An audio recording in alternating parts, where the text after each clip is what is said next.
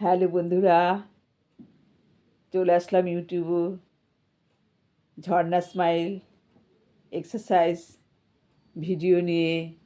ইউটিউবের আজকের এক্সারসাইজ যেটা দেখাবো সেটা হচ্ছে পেটের উপকারিতা, মেয়েদের নানা রকম ওভারির সমস্যা, পিরিয়ডের সমস্যা এবং ওপর পোর্শন ব্রেস্টের যাতে শেপ ঠিক থাকে, সঠিকভাবে সৌন্দর্য বাড়ে এবং চেস্টের যেখানে আমাদের ফুসফুস রয়েছে তারও দৃঢ়তা বাড়বে। তাছাড়া ব্যাক সাইডে স্পাইনাল কর্ডের নমনীয়তা থাকলে সেটা দৃঢ় হবে। ব্যাক সাইডে যদি কোনো রকম ব্যথা থাকে মাসেলে সেগুলো কমবে। তাছাড়া তো আছেই, পা সোজা করে পায়ের ওপর চাপ পড়বে, পায়ের নি জয়েন্টের ওপর চাপ পড়বে, নিয়ের ব্যথা কমবে, পায়ের আঙুল, টো, হাতের পেশি, সর্ব অঙ্গ এতে সঠিক হয়, শক্তিশালী হয় এবং শ্বাসকার্যের দৃঢ়তা বেড়ে লাংসের অনেক সমস্যা এতে সমাধান হয়। এটা সকলের জন্য খুবই উপযোগী। নারী পুরুষ নির্বিশেষে সকলে এটা করতে পারে, বাচ্চারাও এটা করতে পারে। তাদেরও নানা রকম পেশির মাসেলের বাড়ন্ত সময় সেগুলো খুলে যায়।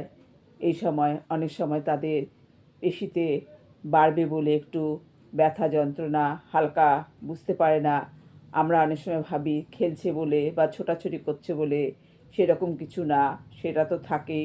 কিন্তু তার সঙ্গে বাড়ন্ত বাচ্চাদের মাসেলে যখন বাড়ে বা বিভিন্ন জয়েন্টে হালকা একটু যেরকম বয়স হলে ব্যথা হয়, সেটা যেহেতু মানুষের ওজন বেড়ে যায় এবং হাড়ের শরীরের দৃঢ়তা ধীরে ধীরে কমতে থাকে, তার জন্য হয়।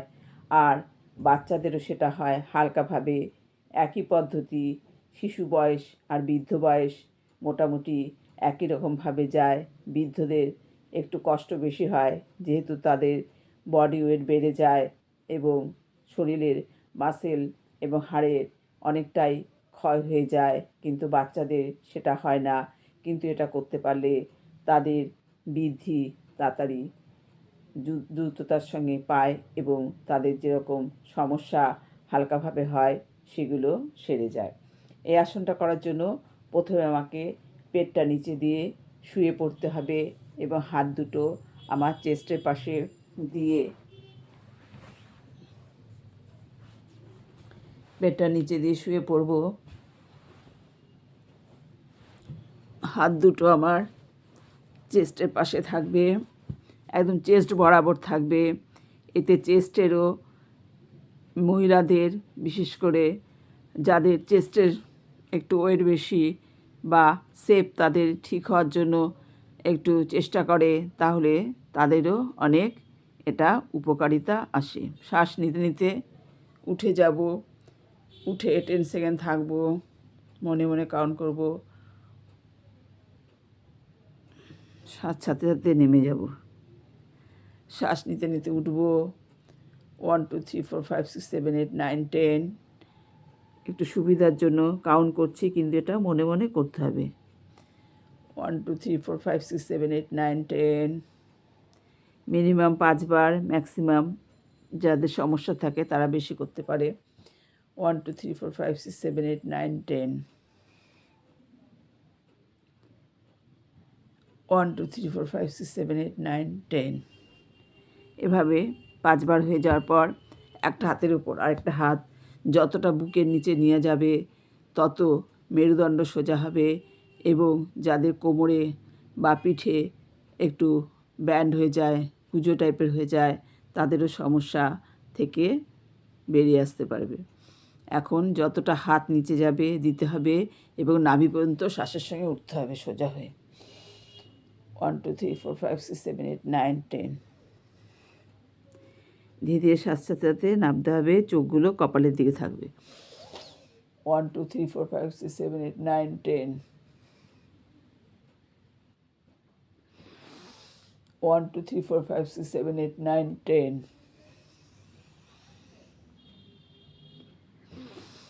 1 2 3 4 5 6 7 8 9 10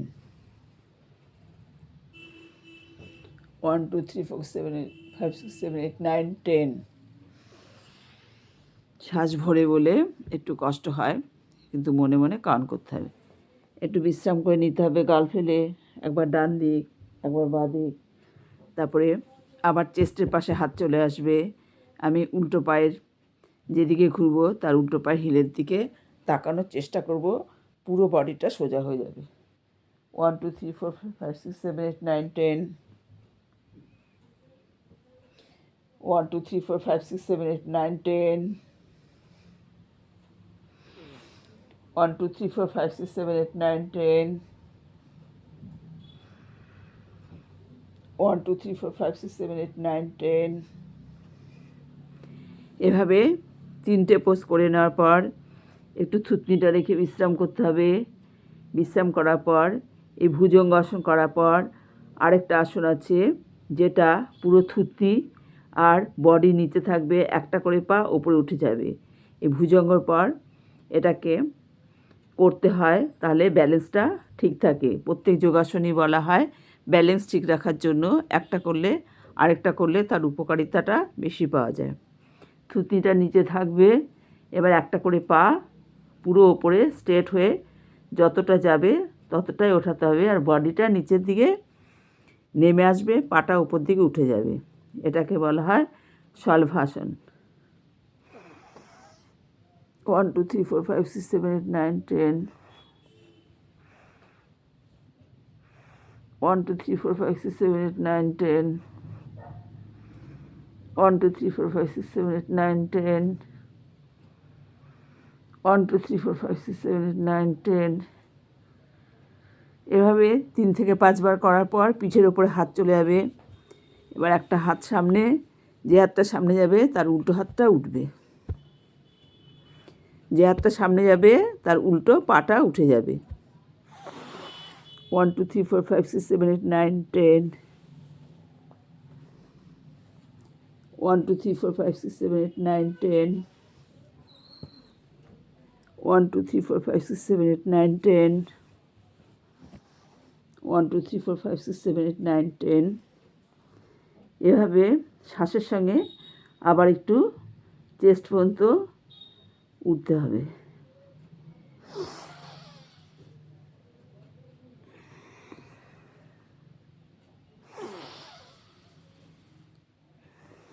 পিঠের হাত দুটো যতটা পারে পিঠের দিকে চলে যাবে, হাতের কনুই দুটো যতটা পারে লাগানোর চেষ্টা করতে হবে, আর এই দুটো এরকম করে ধরে রাখতে হবে,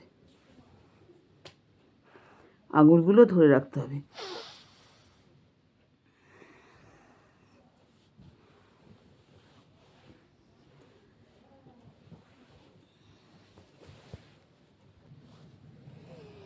এই আসনটা করার পর লাংসের ওপর, পিঠের ওপর, কোমরের ওপর, পায়ের ওপর বিভিন্ন কাজে এটা খুব উপকারী আসন।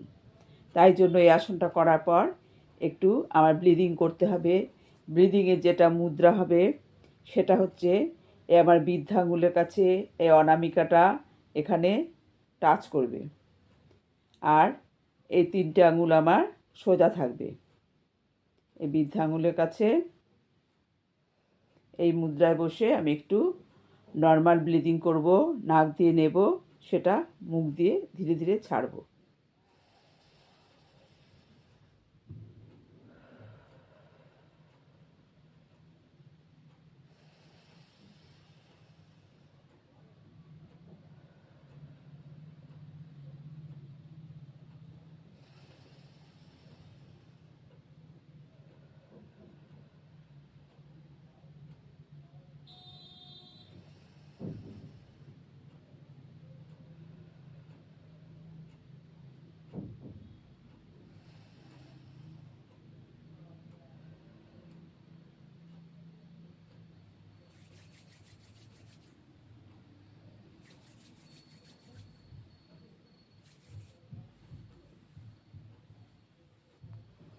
প্রত্যেক প্রাণায়ামের আগে পরে একটু ব্লিডিং করে নেওয়া দরকার, একটু হাতে পায়ের জন্য লাইট এক্সারসাইজ করে নেওয়া দরকার।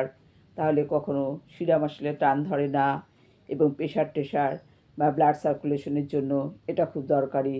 যাদের হাই প্রেশার বা ব্লাডের মানে যাদের উচ্চ রক্তচাপের সমস্যা আছে, তাদের শরীরটাকে ঠান্ডা করার জন্য একটু ব্রিদিং আগে পরে করে নিতে হবে। তারপরে যোগা এক্সারসাইজগুলো করতে হবে, এবং পায়ের সূক্ষ্ম ব্যায়াম, হাতের সূক্ষ্ম ব্যায়াম, একটু বডি টুইস্ট এসব একটু করে নিয়ে শরীরটাকে শিথিল করে নিতে হবে। ঠিক আছে বন্ধুরা, বড়দের প্রণাম, ছোটদের ভালোবাসা। আমার চ্যানেলটার নাম ঝর্ণা স্মাইল। চ্যানেলটার পাশে থাকবে, সাবস্ক্রাইব করবে এবং সুস্থ থাকবে, এই আশা নিয়ে এখনকার মতো রাখছি। সবাই ভালো থেকো, সুস্থ থেকো। বাই। পরে আবার দেখা হবে, কথা হবে।